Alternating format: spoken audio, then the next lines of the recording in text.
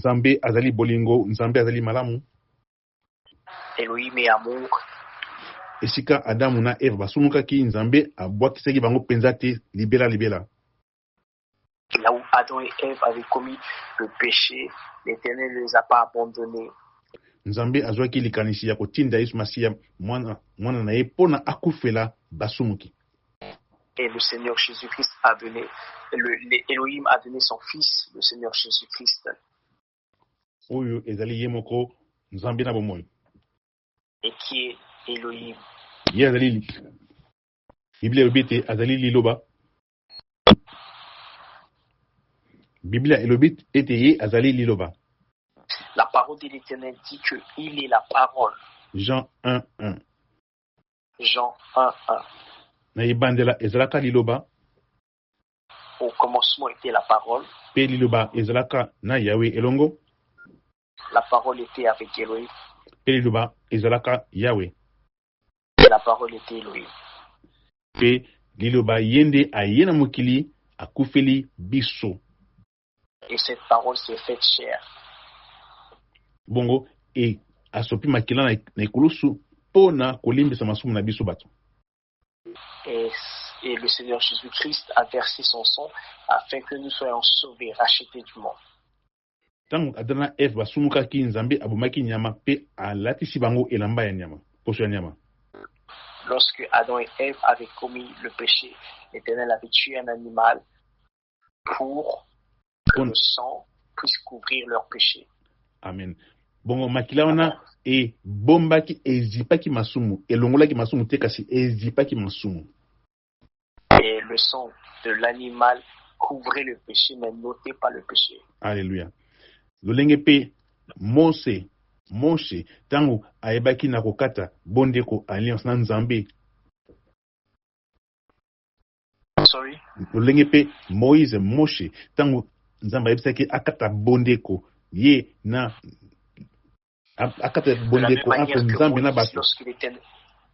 De la même manière que Moïse, lorsque l'Éternel lui a demandé de couper, kosala bondeko, établir l'alliance, d'établir l'alliance kati na ye Nzambe na bato, entre lui et le peuple. Nzambe apesaki mibeko ete bato sabalanda yango.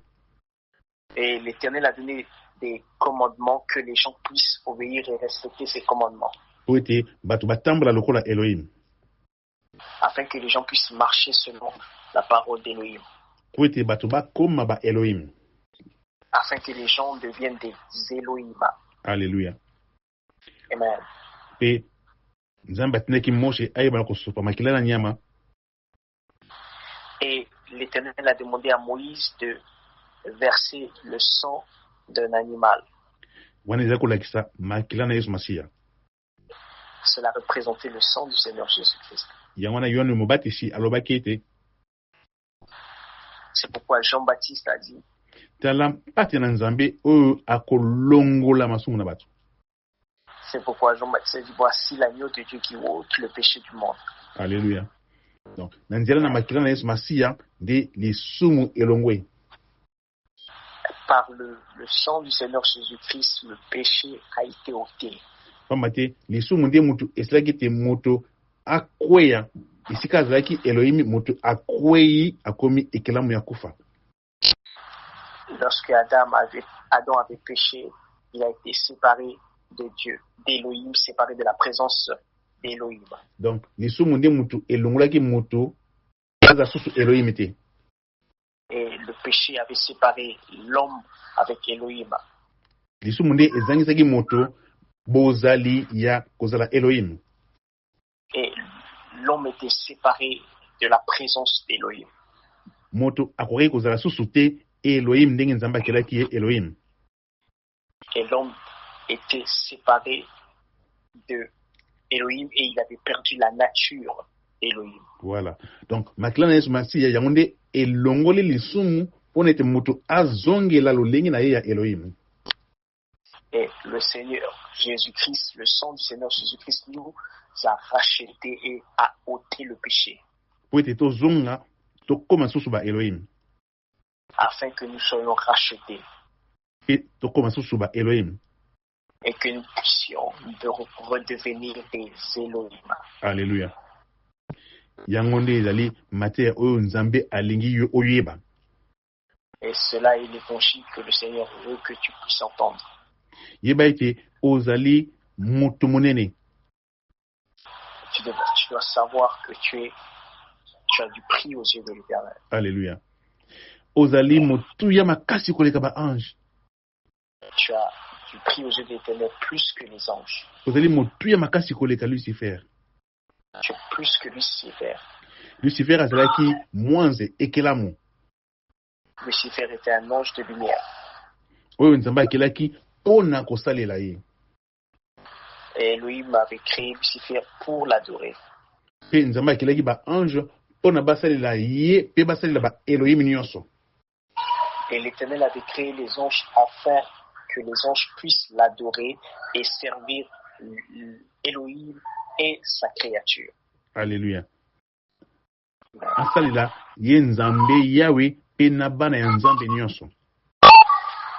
Elohim a créé les anges pour Pona basalela Yahweh pour qu'ils puissent servir servir le peuple et servir Elohim. Alléluia. Donc ba ange bazali tokobenga bango pona to comprendre ba ange bazali lokola bana misala. Donc les anges sont comme des aides. Soko tovindaki sa na ndako ya mokonzi. On prend un exemple, par exemple dans la maison d'un chef. Moto oyo azali président to azali roi. Une personne qui est président ou roi. Azali na bana. Et la personne a des enfants. Bongo azape na bana misala. Et la personne certainement aussi a des domestiques, hommes de la maison. Akoyipe kozala na ba garde corps. Il peut aussi avoir des gardes du corps. Akoyipe kozala na ba administrateur to ba gérant. Il peut aussi avoir des gérants ou des administrateurs. Bongo ba gérant wana ba administrateur ba soda. Et ces gérants, ces soldats, ces administrateurs. Bazana se ya bokonzi ya ye mokonzi.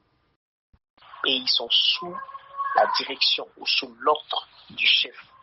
Pe bazali pe na se ya bokonzi ya bana mokonzi. Et ils sont aussi sous la direction ou l'ordre des enfants du chef. Alléluia. Bongo yo na ngai tozali elilingi ya Nzambe mokonzi ya nyonso. Alors, toi et moi, nous sommes la ressemblance d'Elohim. Bongo ba ange bazali te elilingi ya Nzambe. Les anges ne sont pas créés à la ressemblance et à l'image d'Elohim. Ba ange bazali bana misala bazali ba garde corps bazali ba soda. Les anges sont comme des soldats, des aides. Pona ko bundela biso pe pona ko salila biso misala. Pour combattre pour nous et pour nous aider. Alléluia. Wana okozwa tango tanga na kati mukanda na Hébreu chapitre 1 pona ososolango davantage mingi. Vous devez lire dans le livre de Hébreu afin que vous puissiez comprendre ce mystère. Hébreu chapitre 1. Hébreu chapitre 1. Alléluia. Donc, Amen. Yo mutu oyo okilami na loyengi na Nzambe miyeba ozali nani. Alors toi qui as été créé à l'image et à la ressemblance du Seigneur Jésus, tu dois savoir qui tu es. Eza mwa mingi batu mingi basambelaka o Nzambe tina ba ange ba kosunga biso. Et il y a plusieurs personnes qui disent Seigneur, envoie des anges pour m'aider. Oza komini bate? C'est des ignorants. Pambate ozali mwana ya mokonzi ya likolo na se. Tu es le fils du créateur du ciel et de la terre. Nzambe na likolo yende mutu okosolola pe akoyoka yo. Tu dois parler directement à ton Père qui est dans les cieux. Soki yona tata lisolo ezalité, cela veut dire ozana problème, ozana masumu. Alors si tu n'arrives pas à communiquer avec ton Père, ça veut dire que tu es dans le péché. Alléluia. Soko ozali komela kati na masumu, singa Nzambe alimbisa yo.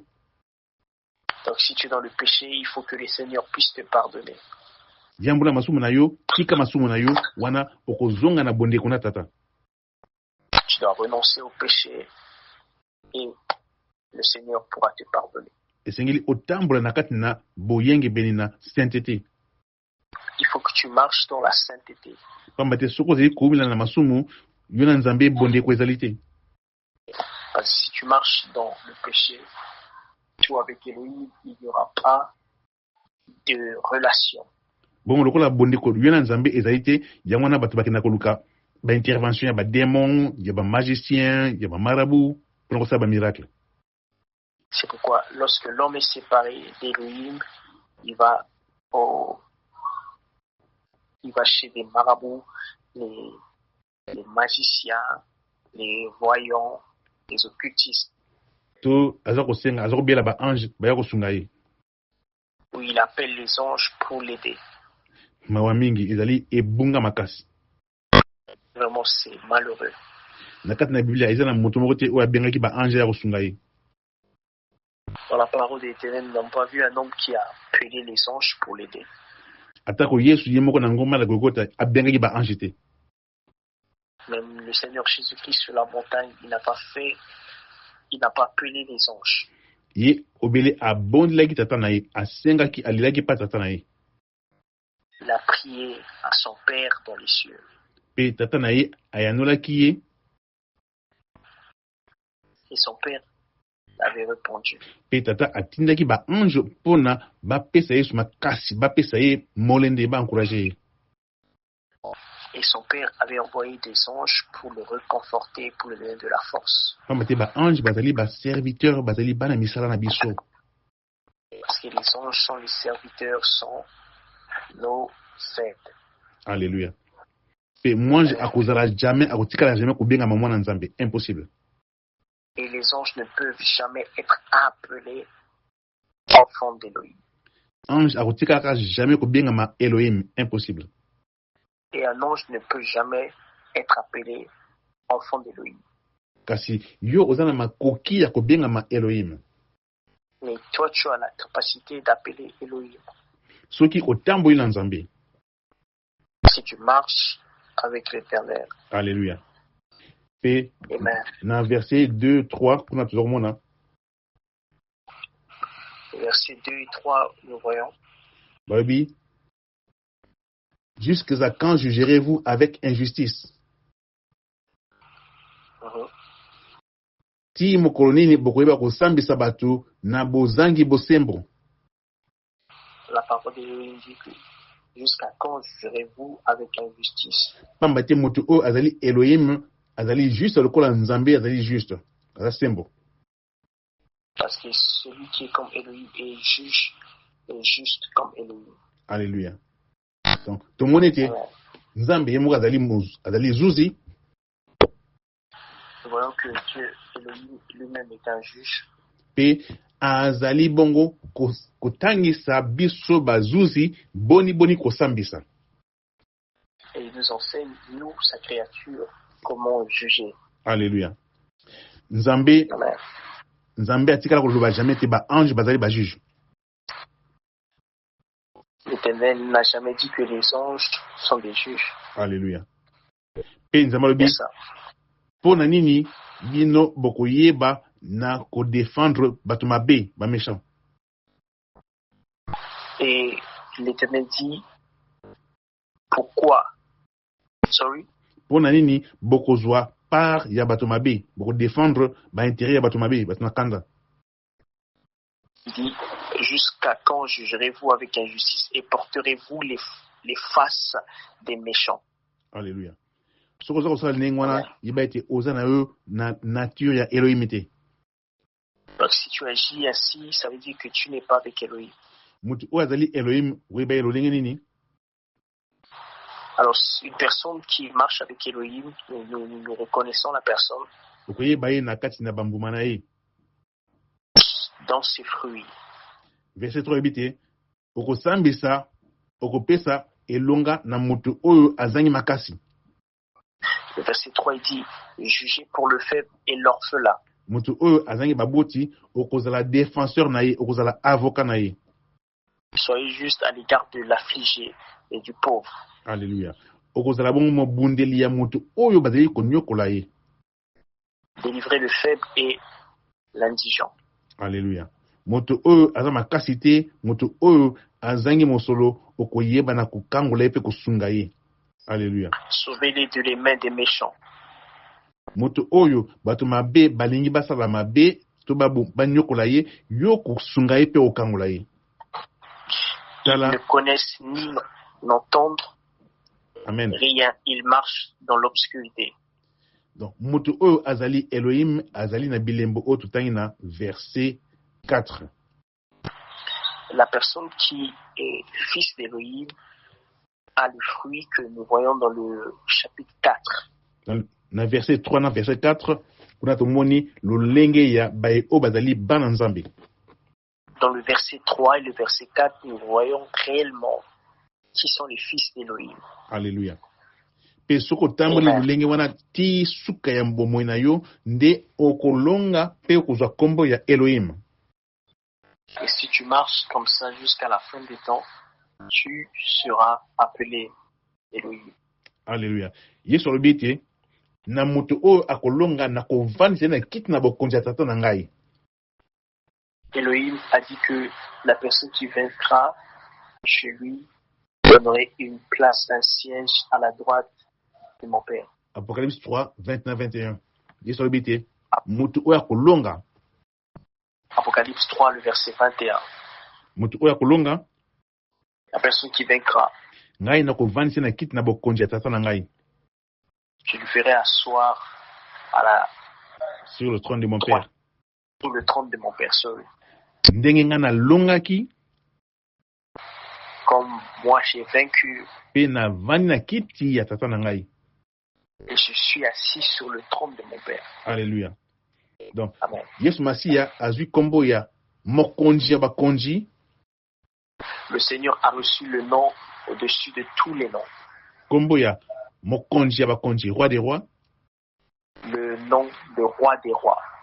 Tangu ye alongi Satana. Lorsqu'il a vaincu le diable.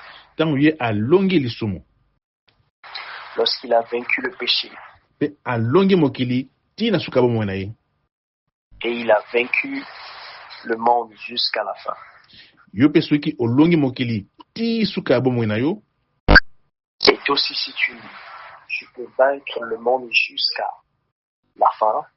Ti suka bomoi na yo. Jusqu'à la fin de ta vie.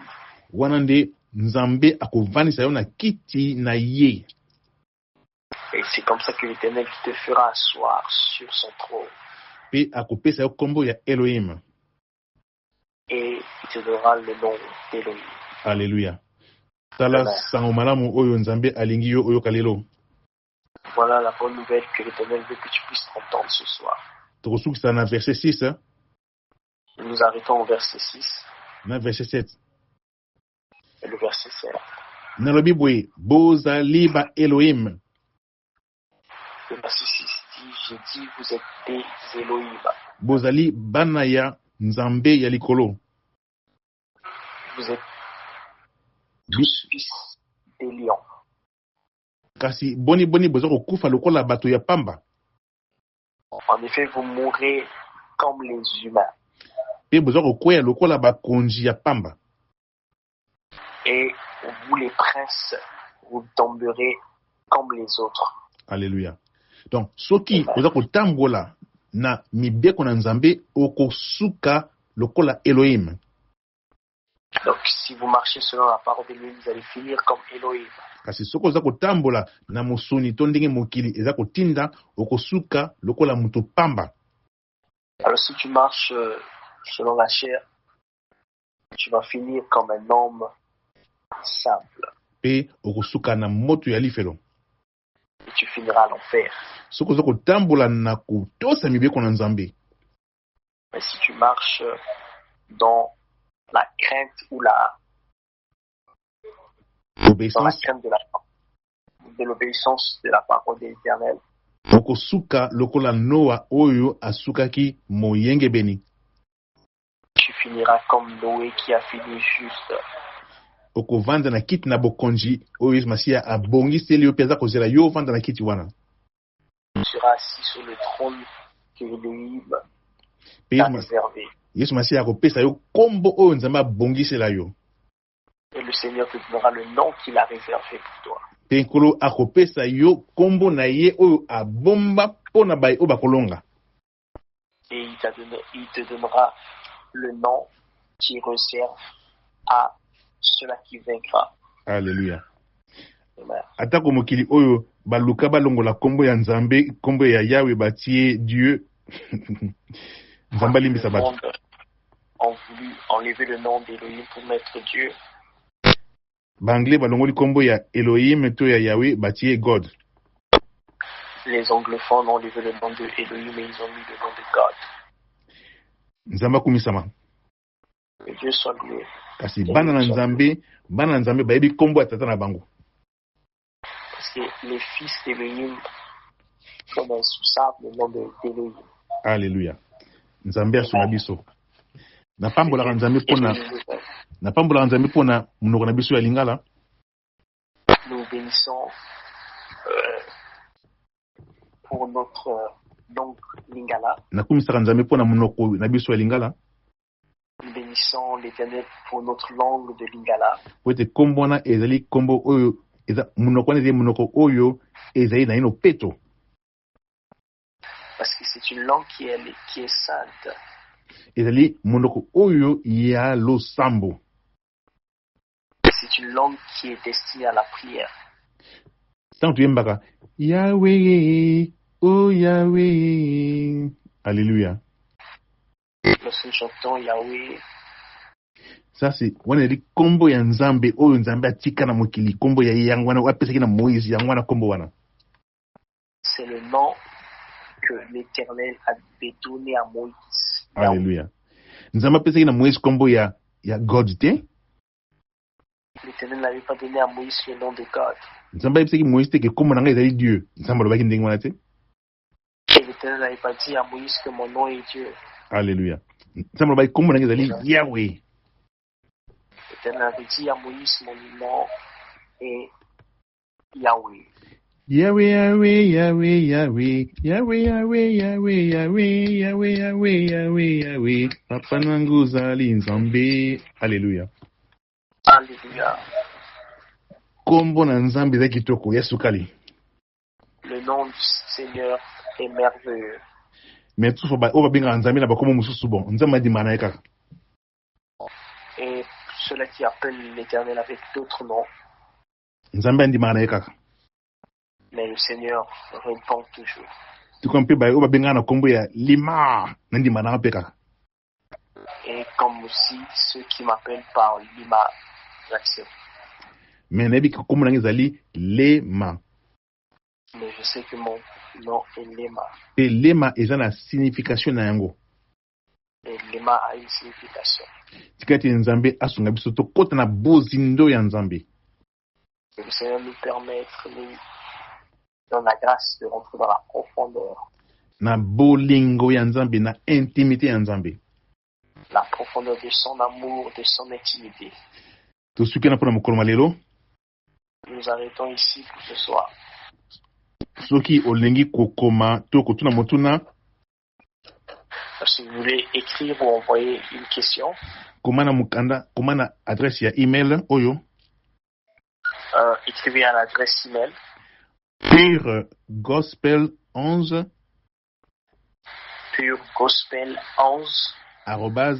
@gmail.com. Amen. So komi mukanda na adresse wana tokoyanola pe tokoyebana davantage kokabola bolingo na Nzambe bwani ya Nzambe. Alors si vous avez des préoccupations, des questions, vous pouvez écrire via l'adresse email et nous allons vous répondre. Alors nous prions au nom du Seigneur pour clôturer. Père éternel, nous voulons te bénir et te glorifier pour ce moment merveilleux. Béni sois-tu parce que tu nous aimes, tu nous as créés à ton image.